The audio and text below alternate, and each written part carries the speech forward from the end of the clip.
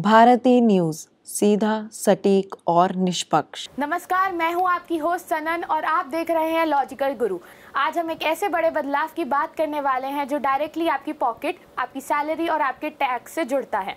जी हाँ, सरकार ने 1961 के पुराने इनकम टैक्स एक्ट को रिप्लेस करके एक नया इनकम टैक्स 2025 लाया है। ये नए कानून को प्रेसिडेंट की मंजूरी मिल चुकी है और ये 1 अप्रैल 2026 से लागू होगा। सोचो, 1961 से चला आ रहा ये लॉ, उसमें 819 सेक्शंस थे, 98 चैप्टर्स थे और लैंग्वेज इतनी कॉम्प्लेक्स थी कि आम आदमी को समझना मुश्किल हो जाता था। आज के डिजिटल और मॉडर्न जमाने में उस लॉ को सिंप्लीफाई करना जरूरी था, इसलिए गवर्नमेंट ने डिसाइड किया एक नया सिंप्लीफाइड और मॉडर्न इनकम टैक्स एक्ट 2025 लाना ही होगा।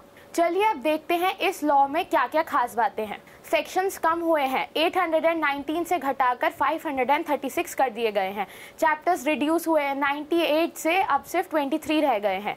लैंग्वेज सिंपल की गई है, ऐसी ड्राफ्टिंग जिसमें आम टैक्स पेयर भी पढ़ सकता है। ओल्ड प्रोविजंस हटा दिए गए हैं, जो आउटडेटेड रूल्स थे उनको हटा दिया गया है।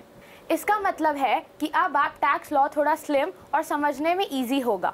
फिलिंग और कंप्लाइंस दोनों में क्लैरिटी आएगी। अब सवाल ये उठता है, आम आदमी के लिए इसका मतलब क्या है। फिलहाल टैक्स स्लैब्स में कोई मेजर चेंज अनाउंस नहीं हुआ है, लेकिन एक्सपर्ट्स कह रहे हैं कि नए एक्ट के फ्रेमवर्क से फ्यूचर रिफॉर्म्स इजी हो जाएंगे।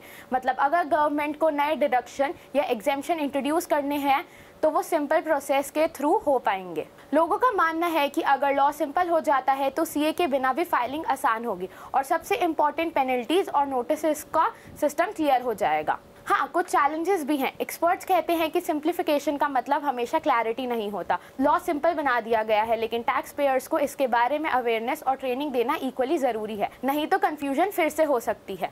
तो इनकम टैक्स एक्ट 2025 एक बड़ा कदम है टवर्ड्स मॉडर्नाइजेशन और सिंप्लीफिकेशन, लेकिन असली टेस्ट तब होगा जब ये 2026 से इम्प्लीमेंट होगा। तब हम देख पाएंगे क्या ये सच में आम टैक्स पेयर्स के लिए ईजी और ट्रांसपेरेंट होगा या फिर एक और कानूनी पजल बन जाएगा। तो दोस्तों, आज के लिए बस इतना ही। अगर आपको ये जानकारी उपयोगी लगी हो तो हमारे चैनल रेडियो भारती को लाइक करें, शेयर करें और सब्सक्राइब करना ना भूलें। ऐसे ही जानकारियों के लिए जुड़े रहिए हमारे साथ। मिलते हैं अगले वीडियो में, तब तक के लिए नमस्कार।